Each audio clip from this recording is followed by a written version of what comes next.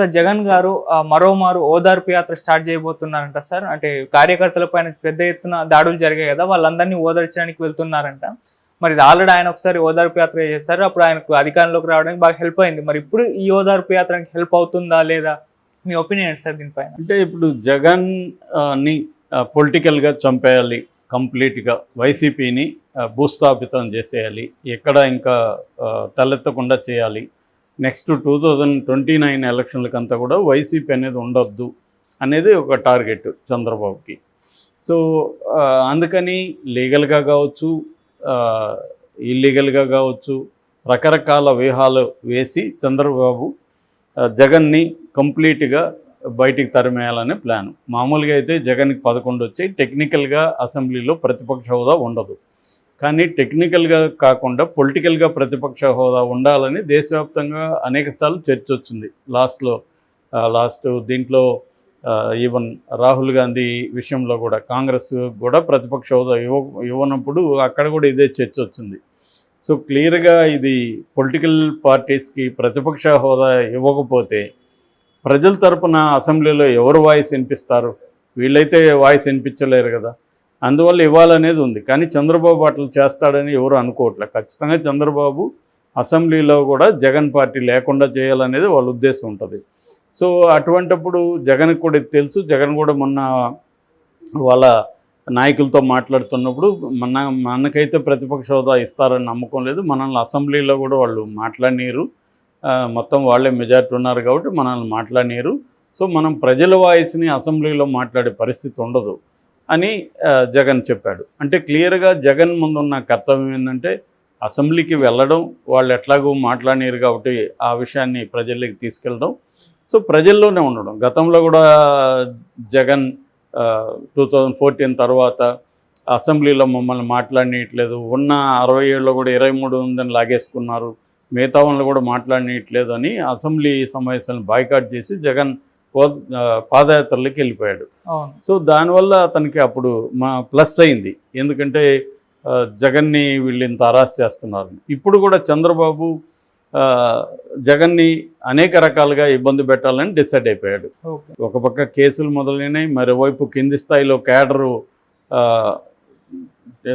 YCP నాయకుల మీద, ఇండ్ల మీద దాడులు చేస్తున్నారు, గిరావులు చేస్తున్నారు, శిలాపలకాలను ధ్వంసం చేస్తున్నారు. అంటే ఇక్కడ తెలంగాణలో రేవంత్ రెడ్డి ఎట్లయితే కేసీఆర్ ముద్రని చెడిపోయాలనుకున్నాడో అక్కడ కూడా తెలుగుదేశం వాళ్ళు జగన్ ముద్ర ఏమి ఉండకూడదు, అంటే జగన్ ముద్ర అంటే సచివాలయాలు కావచ్చు, వాలంటీర్ కావచ్చు, స్కూల్స్ కావచ్చు, హాస్పిటల్స్, ఇలాంటి వాటిలో జగన్ ముద్ర ఉంది.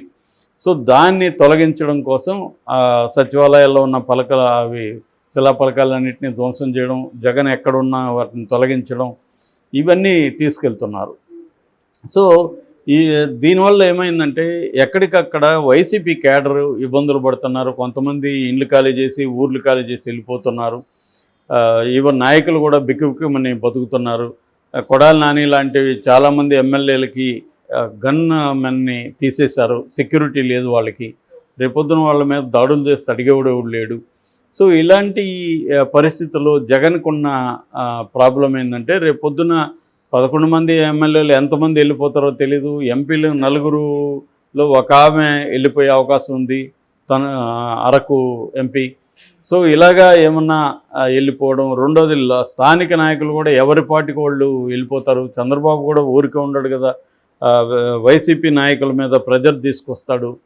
గతంలో కూడా అదే ఆరోపణలే కదా, ఏబీ వెంకటేశ్వరరావుని సస్పెండ్ చేయడానికి కూడా అదే కారణం. ఏబీ వెంకటేశ్వరరావు ఫోన్ ట్యాపింగ్లు చేయించి వాళ్ళని భయపెట్టి వాళ్ళని తన పార్టీలో తెలుగుదేశంలోకి చేర్చుకోవడానికి వెంకటేశ్వరరావు స్పెషల్ ఇంటెలిజెన్స్ బ్యూరో ఐజీగా ఇదే రోల్ ప్లే చేశాడనేది వీళ్ళ విమర్శ.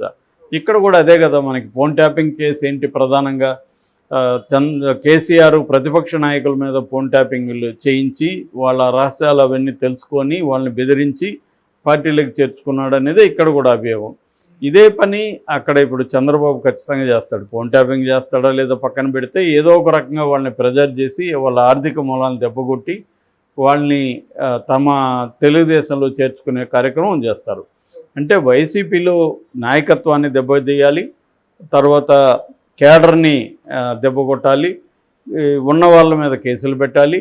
ఇవన్నీ చేయడం ద్వారా వైసీపీ నెక్స్ట్ 2029కి బలం ఉడిగిపోతుంది, ప్రతిపక్షం అనేది ఉండదు అనేది చంద్రబాబుకు ఉండే ప్లాన్. సో దానికి అనుగుణంగా చంద్రబాబుకి ఇప్పుడు అన్ని రకాల బలం ఉంది. ఎందుకంటే కేంద్రంలో తన ప్రభుత్వం ఉంది, రాష్ట్రంలో అబ్సల్యూట్ మెజార్టీ ఉంది, తనకు ఎలాగో మీడియా ఉంది, కార్పొరేట్ లాబీ ఉంది. అన్ని వైపులా చంద్రబాబుకి బలాలు ఉన్నాయి. అన్ని వైపులా జగన్కి వీక్గా ఉంది. రెడ్లే 32% తెలుగుదేశానికి వేశారని సిఎస్డిఎస్ లోకనీతి పోస్ట్ పోల్ సర్వే చెప్పింది. అంటే రెడ్లు స్ట్రాంగ్గా జగన్కి లేరు, ఎస్సీలు ఎస్టీలు నా ఎస్సీ నా బీసీ నా ఎస్టీ అనుకున్న వాళ్ళు ఎవరు కూడా జగన్ని గెలిపించలేదు. కాబట్టి అనేక కులాలు జగన్ నుంచి దూరమైనాయి. కాబట్టి జగన్కి ఒక స్ట్రాంగ్ సపోర్ట్ సిస్టమ్ అనేవి లేవు. మొన్న అయ్యన్న పాత్రుడి దగ్గర ఆ పెద్ద ఆయన చెప్తున్నాడు, జగన్ దగ్గర డబ్బులు ఉండొచ్చు, జగన్ డబ్బులున్నా కూడా నాయకుల్ని అయితే డబ్బులతో కొనుక్కోలేడు కదా. భయం, ఇప్పుడు నువ్వు జైలుకి వెళ్తావు అని చంద్రబాబు బెదిరిస్తే ఇతను వెళ్ళి నువ్వు డబ్బులు ఇస్తా నా దగ్గరే ఉండంటే ఎందుకుంటాడు అతను?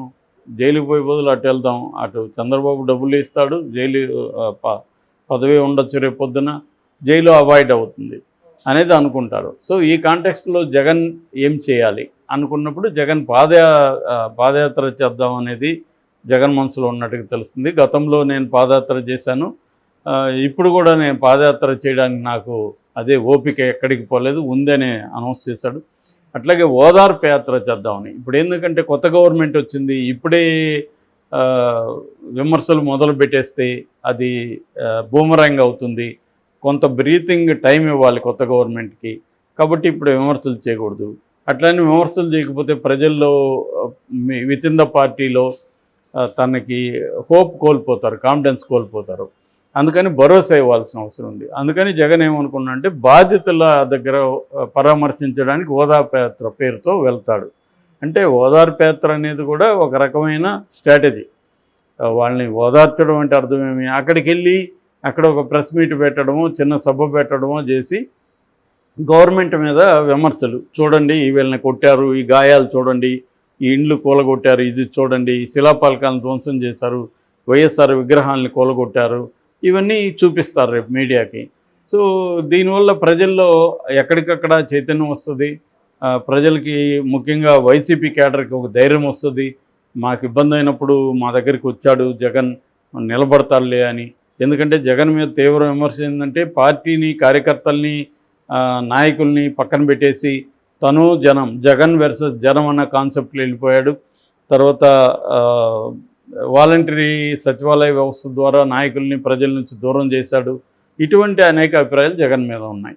సో ఇప్పుడు జగన్ పార్టీని నిలబెట్టుకోవాలంటే, కేడర్కి మొరల్ నిలబెట్టాలంటే, నేను మీ వైపు ఉన్నాను, నేను మీతో ఉంటాను, మీకు ఇబ్బంది వచ్చినప్పుడు నేను వస్తాను అనేది జగన్ నిరూపించుకోవాల్సింది.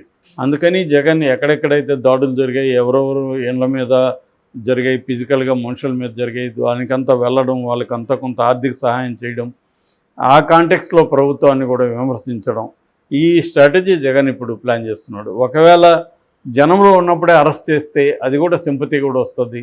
సో మనం ఇక్కడ కూర్చొని చేయకూడదు అనేది. అందుకని ఇప్పుడు డే 1 నుంచి కూడా జగన్ ఏం చేస్తున్నాడంటే వివిధ నాయకుల్ని కలవడం, వాళ్ళతో మాట్లాడడం, డిస్కస్ చేయడం, వాళ్ళ అభిప్రాయాలు వినడం, అసలు ఎక్కడ తప్పు జరిగింది, ప్రజలు ఎందుకు మనకి వ్యతిరేకంగా ఓట్లేశారు, తర్వాత మనం చేసిన తప్పులు ఏమేమి ఉన్నాయి, అట్లాగే ఈవీఎంలు ఏమన్నా మేనేజ్ చేశాడా, చేస్తుంటే ఎక్కడెక్కడ పాజిబిలిటీ ఉంది, ఇవన్నీ కూడా సమీకరించి మాట్లాడడం, ఈ సమీక్షా సమావేశాలు జరుగుతున్నాయి. దీని తర్వాత ఓదార్పు యాత్రకి జగన్ బయలుదేరే అవకాశం ఉంది. దానికి సంబంధించిన ప్రిపరేషన్, ఒకవేళ ఓదార్పు యాత్రలో ఉంటే తను అరెస్ట్ అయితే పరిస్థితి ఏంటి, భారతిని ఎట్లా ముందు పెట్టాలి, భారతిని కూడా అరెస్ట్ చేస్తే ఏమిటి, ఈ ఆల్టర్నేటివ్స్ జగన్ కూడా చూసుకోవాలి. అంటే ఇదంతా కూడా ఒక చెస్ గేమ్ లాంటిది. అంటే నీ ప్రత్యర్థి 10 ఎత్తులు నువ్వు అర్థం చేసుకొని 10 ఎత్తులు కౌంటర్గా నువ్వు ఎత్తులు వేయగలగాలి, అప్పుడే రాజకీయాల్లో నిలబడతావు. అంతేగాని ఏదో ఒకటి మారిస్తే ఇంకొకటి మారుద్దాంలే అనుకుంటే కుదరదు. సో ఇది జగన్కి, అతను చెస్లో కూడా ఎక్స్పర్ట్ అని చెప్తారు కాబట్టి ఖచ్చితంగా అతనికి అండర్స్టాండింగ్ ఉంటుంది. అలాగే రాజకీయాల్లో కూడా అతను పడి లేచి వచ్చిన వ్యక్తే. ఏమి ఏదో గోల్డెన్ స్పిన్తో వాళ్ళ నాన్న సీఎం ఉంటే తను సీఎం అయిపోయిన బాపతి కాదు. 10 ఏళ్ళు తను కూడా పోరాడి సీఎం అయ్యాడు. మళ్ళీ ఇప్పుడు పోరాడలేని సమయం ఆసన్నమైంది.